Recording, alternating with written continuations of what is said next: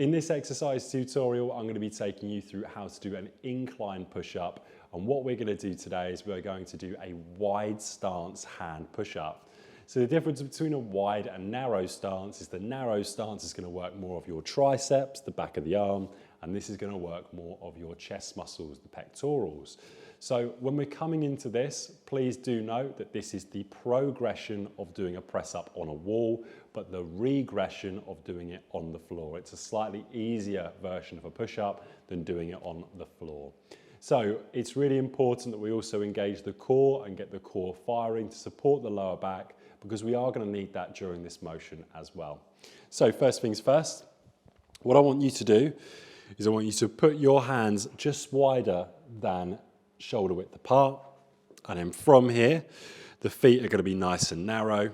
I'm going to bring myself slightly over my shoulders, and then very slowly I'm going to come down, chest touches the bench, and push back up.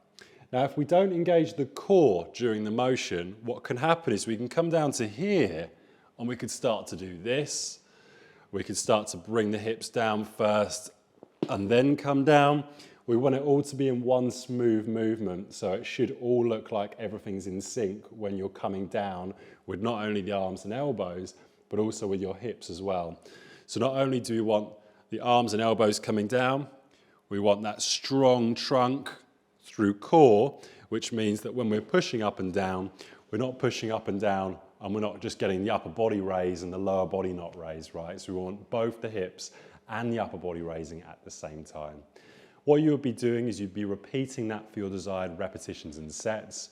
Make sure that when you're in that push-up, that your elbows are coming slightly out away from your body, but we certainly don't want them too much where your hands are starting to point in. So your hands should always be pointing up and away. They should never be coming in this example of the push-up.